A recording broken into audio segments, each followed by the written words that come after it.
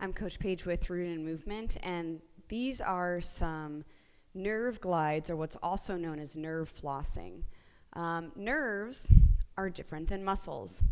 While muscles can be stretched and even held in a static position, you can do static stretching and you can do passive stretching.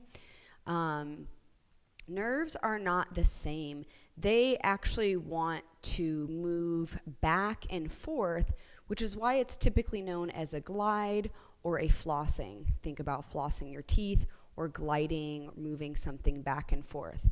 So nerves need to be a little bit more dynamic when we're actually trying to alleviate any entrapment.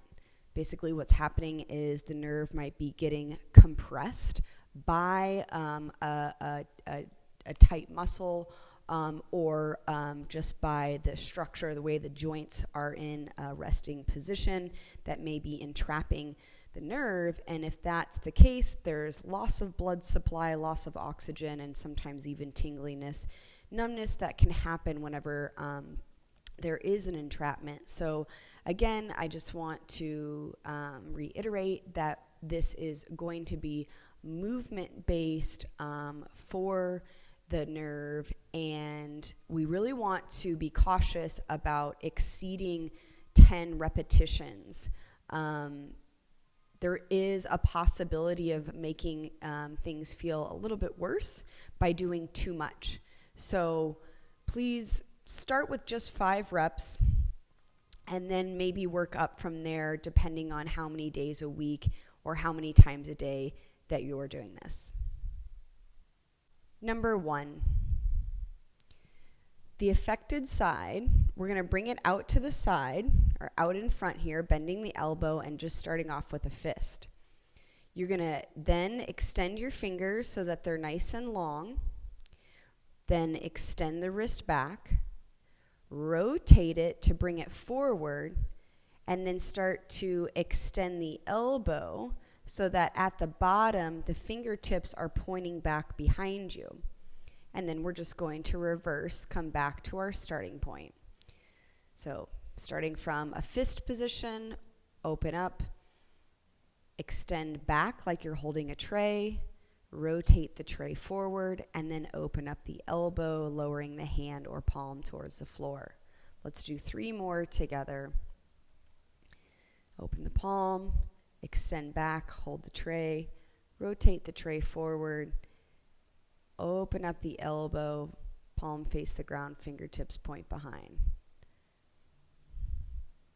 At any point you can check in and you can probably feel or detect a little bit of sensation. Some people might describe it as some sort of warmth, or again, maybe just noting a little bit of tension that you feel. Medial nerve floss number 2. For this, we're going to bring the arm out to the side so that the elbow is pointing away from the side of my body of the affected side. We're going to go into that extension position, again, like I'm holding a tray or a plate. Try to take note if your fingers are curling. We want them straight. And then imagine that you have a string on the side of your head of that affected side. For me, this is my right arm, right shoulder. And as I extend the arm out, I'll bring that right ear towards my right shoulder, and then I'm going to bring it back. Again, we're doing 5 reps total, nice and slow. The head is moving towards the affected side as the arm extends out or the elbow extends, and again, we're trying to keep that extension at the wrist as well too. Just be careful that your shoulder doesn't start to rise up for some reason. It's also sometimes a good idea to just maybe let the other hand just gently rest there so that the shoulder stays down. And then you can start to feel a little bit of that blood flow or that little tension sometimes once you get to that end point. Medial nerve glide number 3. The affected arm is now going to be down by the side of your body. If this is about a 45-degree angle, we're going to come just a little bit lower than that. So kind of not next to the body, not up like a T, not quite at 45, but just a little bit out and away.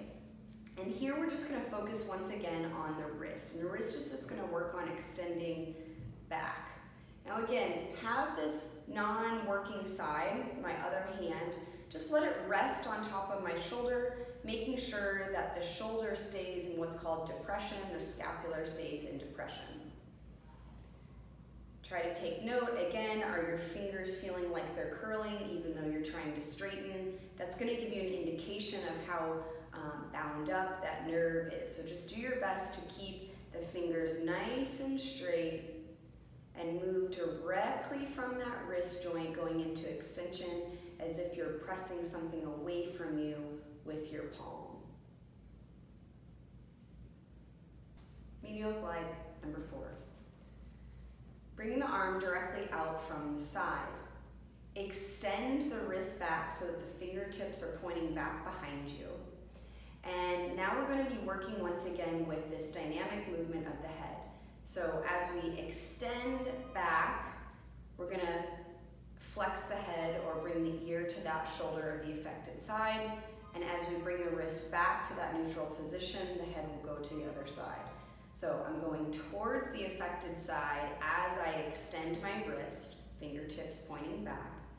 And then I'm coming back all the way to the other side as my wrist comes back just to that neutral position. Let's do 3 more together. My right ear goes to my right shoulder since that's my affected side. It's my right arm that I'm extending the wrist joint.